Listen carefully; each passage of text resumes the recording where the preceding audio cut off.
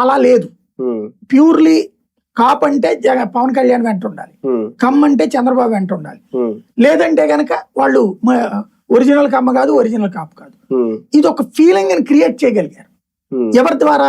ఈ జంజీ ద్వారా, యువతరం ద్వారా, ఆ క్యాస్ట్ లో ఉన్న యువతరం ద్వారా.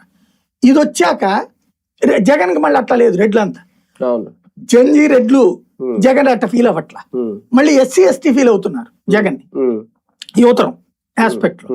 వృద్ధ ఎస్సీ ఎస్టీలు వచ్చేటప్పుడు కొంత మొన్న డివైడ్ అయ్యారు.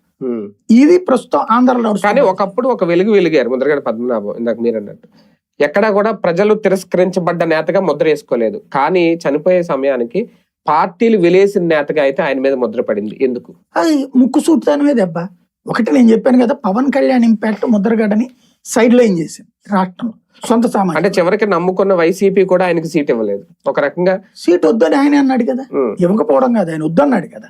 నేను ఈ ట్రిప్ పోటీ చేయను, నెక్స్ట్ ఎలక్షన్స్ లో పోటీ చేస్తాను, నేను అంటే నేను గెలిపించుకుని నేను గెలిచిపోయి మంత్రి పదవి ఏదో ఆశించినట్టు ఉండకూడదు. అక్కడ కూడా రాశారు, లేఖ రాశారు, నేనే వద్దన్నాను అని లేఖ అడిగాడు కూడా, గిరికిద్దాం అనుకున్నారు. అవును అవును, కానీ ఇవ్వలేదు. అప్పుడు మళ్ళీ అంటే పిఠాపురం అడిగారని అప్పుడు గీత గారిని తీసుకొచ్చి ఇక్కడ పెట్టారు. అదంతా జరిగిపోయింది. అంటే ఈయనకి ప్రయారిటీ అయితే కదా. ఆయన వద్దన్నప్పుడు ఏం చేస్తారు?